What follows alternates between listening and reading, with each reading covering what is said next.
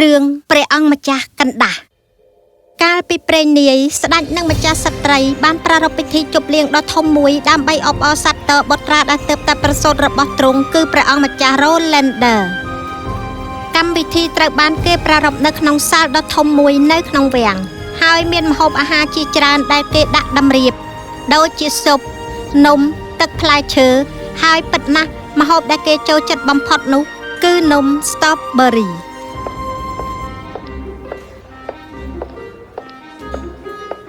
ម្ចាស់ស្ត្រីទទួលភ្ញៀវបានយ៉ាងល្អដោយនៅជាប់នឹងដំណើរការកម្មវិធីនោះនិងសម្គាល់ទាំងមិនសប្បាយចិត្តដែលគ្មានអ្នកណានៅខាងស្ដាំដៃនៃសាលត្រូវបានគេយកនំ Strawberry យកមកឲ្យពេលនោះ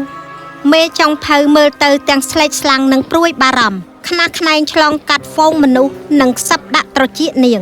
ប្រដៀវបញ្ចុះនំ Strawberry អស់ហើយក្រាបទូលម្ចាស់ស្ត្រីប្រែជាស្លេកស្លាំងយើងមាននំផ្សេងទៀតជាច្រើនក្រាបទូលព្រះនាងដាក់ឲ្យពួកគេញ៉ាំតែម្ដងទៅចុងភៅទៅយកចេញមកហើយម្ចាស់ស្ត្រីរវល់ការងាររបស់គាត់មួយសន្ទុះក្រោយមកស្រាប់តែមានសំឡេងផ្ទុះចេញមកម្ចាស់ស្ត្រីឯណានំ Strawberry របស់ខ្ញុំភ្ញាក់ផ្អើលគ្រប់គ្នាងាកមើលហើយឃើញទេវតាចំណាស់ឈ្មោះម៉ាវូលាកំពុងតែឈរ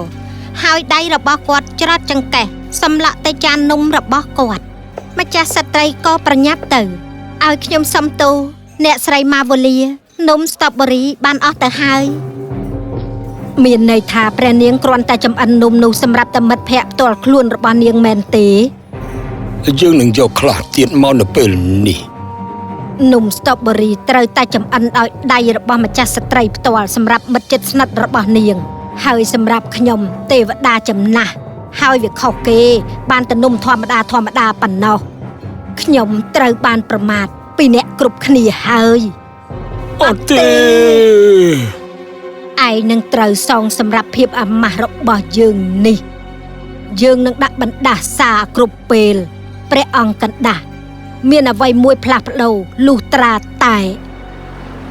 ពេលនោះខ្យល់ខាងជើងក៏បានបក់មកយ៉ាងខ្លាំងឆ្លងកាត់បង្អួចនៃសាលនាំយកប្រយោគចុងក្រោយរបស់ម៉ាវូលាទៅឆ្ងាយ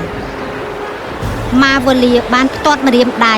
ហើយក៏បាត់ខ្លួនមុនពេលមនុស្សម្នាមើលឃើញទារកយំត្រូវបានគេលឺហើយស្ដេចនិងម្ចាស់ស្ត្រីប្រញាប់ទៅមើលអភូតហេតុដែលកើតឡើងចំពោះបុត្រារបស់ពួកគេដែលកំពុងតែដេកក្នុងអង្រឹងយូលនៃក្បាលនៃសាល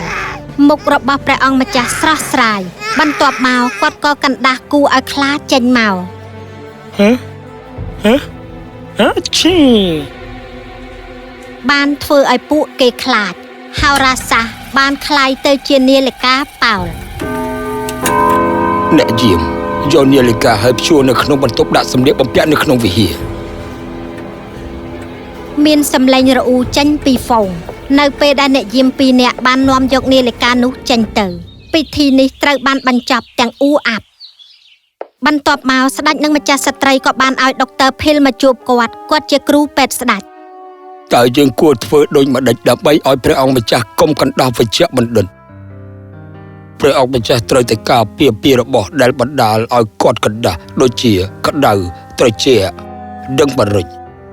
ឲ្យព្រះអង្គម្ចាស់នៅក្នុងបន្ទប់ពិសេសមួយកន្លែងដែលគ្មាននរណាអាចចូលបានរហូតដល់ពួកគេត្រូវបានគេត្រួតពិនិត្យថាមិនត្រជាក់ហើយគ្មានមេរោគនៅលើខោអាវបើព្រះអង្គមានវាំងនៅលើភ្នំឲ្យព្រះអង្គម្ចាស់នៅទីនោះដើម្បីស្រូបខ្យល់បរិសុទ្ធទៅក្រាបទូលយើងមានប៉មនៅលើភ្នំមាសណាល្អណាស់នោះគឺជាកន្លែងដែលផ្ដល់សុខភាពល្អដូច្នេះដោយយល់ព្រមព្រះអង្គម្ចាស់ត្រូវបានគេបញ្ជូនទៅនៅក្នុងប៉មច្រើនឆ្នាំកន្លងផុតគ្មានអ្នកណាម្នាក់អាចរំលាយបណ្ដាសាម៉ាវូលាបាននោះទេដោយសារពាក្យដោះត្រូវបានខ្យល់នាំយកទៅបាត់សំណាងមិនល្អម៉ាវូលាខ្លួនឯងក៏បានបាត់ខ្លួនព្រះអង្គម្ចាស់ឥឡូវជាក្មេងប្រុសសង្ហាម្នាក់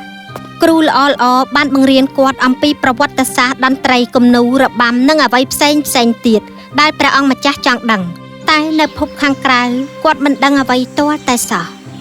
មិត្តដ៏ស្មោះត្រង់ដែលនៅជាមួយគាត់នៅពេលដែលគាត់ឯកោអស់ជាច្រើនឆ្នាំគឺជាឆ្កែឈ្មោះពលដូដែលនិយាយភាសាខ្មែរបានយ៉ាងល្អគ្មានសត្វណាដែលស្និទ្ធស្នាលឆ្លាតនិងភក្តីដូចជាវានោះទេថ្ងៃមួយមុនពេលដែលព្រះអង្គម្ចាស់ដល់គម្រប់ខួប21ឆ្នាំទោះបីប្រុងប្រយ័ត្នយ៉ាងណាក៏ដោយព្រះអង្គម្ចាស់បានកណ្ដាស់3ដង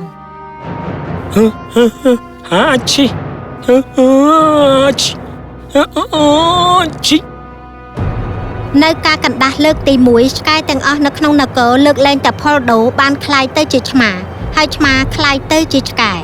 ថ្មីត្បិតតែវាមិនធ្ងន់ធ្ងរតែការផ្លាស់ប្ដូរពិតជាចម្លែកហើយខុសពីធម្មជាតិឆ្មាទាំងអស់ចេញទៅក្រៅព្រំមនុស្សនិងដេញតាមពួកគេតាមផ្លូវហើយឆ្កែវិញនៅក្នុងផ្ទះបាយខាងក្រោយចង្ក្រាននិងនាឡិកាចាប់កណ្ដុរនៅក្នុងបន្ទប់គេង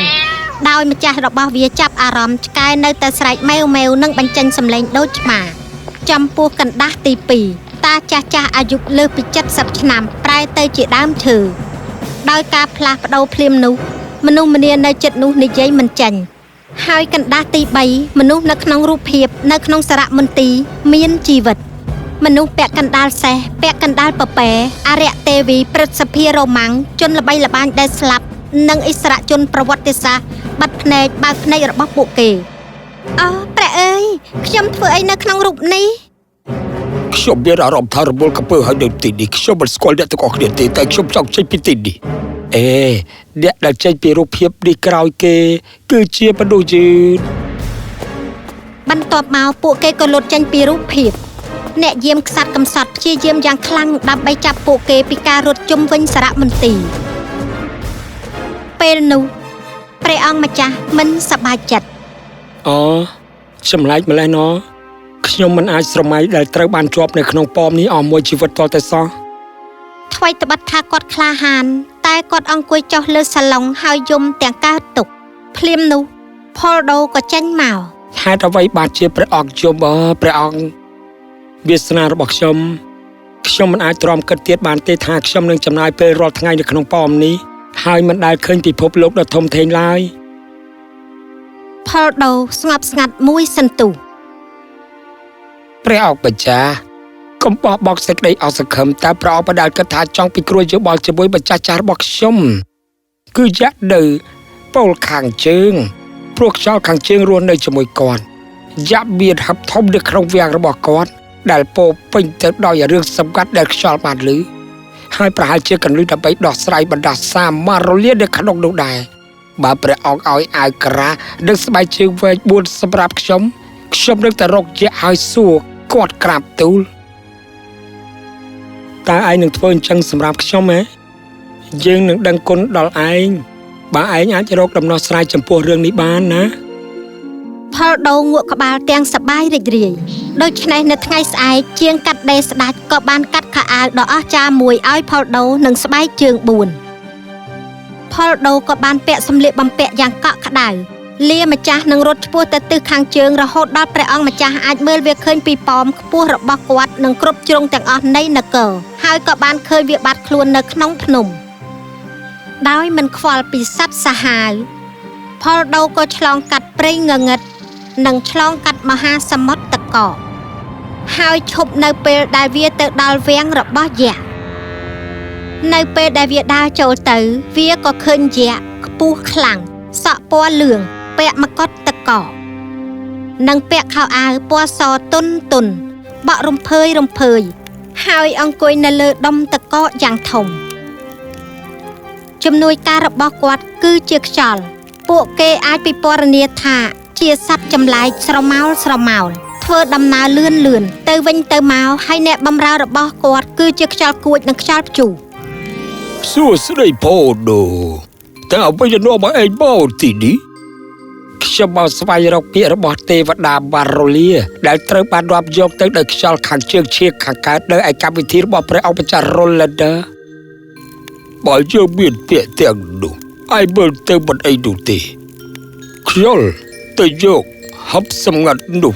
ចេញភ្លាមមកខ្យល់ទាំងពីរក៏បាននាំទៅយកហឹប ហើយហាប់ត្រូវបានគេធ្វើអំពីថ្មនិងកែមធ្វើអំពីពេជ្រនៃតកកនៅក្នុងនោះគឺជាកន្លែងដាក់របស់អាថ៌កំបាំងដែលខ្យល់បាននាំយកមកដូចជារឿងសម្ងាត់ចម្លើយសារភាពសច្ចាការសប្បាយនិងពាក្យធម្មតាហើយប្រកាសណាស់នៅកែមនៃហាប់ច្បាស់ជាមានពាក្យបណ្ដាសារបស់ម៉ាហ្វូលៀដែលជាពាក្យមួយជួរពាក្យហួសសម័យពាក្យអាក្រក់អណ្ដែតនៅក្នុងខ្យល់ពាក្យនោះអានថារហូតដល់គាត់ស្វែងរកមនុស្សម្នាក់ក្លាហានគ្រប់គ្រាន់ដើម្បីរៀបការជាមួយគាត់ហេតុអ្វីបានជាការរៀបការគឺជាដំណោះស្រាយគ្រប់ពេលណោះ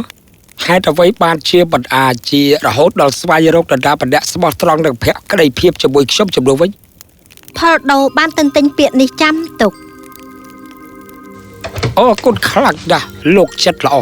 ខ្ញុំត្រូវទៅហើយមិនអីនោះទេផលដូបានចេញពីវាំងហើយត្រឡប់ទៅផ្ទះវិញនៅពេលវាទៅដល់វាំងស្ដេចវាក៏រត់និងព្រុសទាំងសប្បាយរីករាយសម្ដៅទៅរកបន្ទប់របស់ស្ដេចតែវាបានឃើញមេដាបៃតាកំពុងតែខ្វល់ខ្វាយអូផលដូមកនេះមកក្មេងល្អរបស់យើងប្រាប់យើងមកតើឯងបានរកឃើញប្រយោគចុងក្រោយនោះទេបាទក្រាបទូលម្ចាស់ស្ត្រីបណ្ដាសាចប់ដោយព្រះអង្គម្ចាស់រៀបអភិសេកធូរចិត្តនិងរីករាយស្ដេចនិងម្ចាស់ស្ត្រីអរគុណផលដូដោយអោបវាយ៉ាងណែនពួកគេក៏ចាប់ផ្ដើមស្វែងរកព្រះនាងដ៏ស្រស់ស្អាតដើម្បីរៀបអភិសេកជាមួយបុត្ររបស់ពួកគេទោះជាយ៉ាងណាព្រះនាងទាំងអស់ភ័យខ្លាចក្នុងការរៀបអភិសេកជាមួយព្រះអង្គម្ចាស់ហើយដូច្នេះក៏បដិសេធនៅសំណើនេះធ្វើឲ្យប្តីប្រពន្ធនោះស្រងាក់ចិត្តយ៉ាងខ្លាំងទីបំផុតមានតែព្រះនាងដែលនៅសល់គឺជាព្រះនាងដែលខ្លួននាងស្ថិតនៅក្រោមបណ្ដាសាទេវតាមួយអង្គខឹងយ៉ាងខ្លាំងបានប្រែសក់ពណ៌ត្នោតរបស់នាងឲ្យคล้ายទៅជាខៀវភ្លឺនិងឲ្យនាងមានច្រមុះវែងដោយសារតែព្រះនាងមិនបានឃើញគាត់ដោយសារតែនាងរវល់តែសរសើរខ្លួនឯងនៅក្នុងកញ្ចក់សូមអត់ទោសឲ្យខ្ញុំផងខ្ញុំគ្មានន័យថាប្រមាថឲ្យព្រះនាងទេមិនអីទេយើងអត់ទោសឲ្យនាងនឹងដល់បណ្ដាសានេះបានដោយនៅពេលដែលមនុស្សដែលនាងស្រឡាញ់មានសេរីភាពនឹងដល់បណ្ដាសារបស់គេបានលីហើយនារីមិនសប្បាយចិត្តនេះគឺជាព្រះនាងដែលយល់ព្រមទទួលយកព្រះអង្គម្ចាស់រ៉ូឡែនដឺកំសត់ប្តីប្រពន្ធទាំងពីរគ្មានជំរើសក្រៅពីទទួលយកមិនយូរពិធីអភិសេកក៏បានមកដល់ព្រះអង្គម្ចាស់មើលទៅស្រស់សង្ហាហើយនាំកូនក្រមុំរបស់គាត់ទៅកាន់អាសនៈប្រកាសណាស់នៅពេលពិធីប្រារព្ធបានពាក់កណ្ដាលព្រះអង្គម្ចាស់ចង់កណ្ដាស់យ៉ាងខ្លាំងគាត់ព្យាយាមគ្រប់គ្រងដែរតែទប់មិនបាន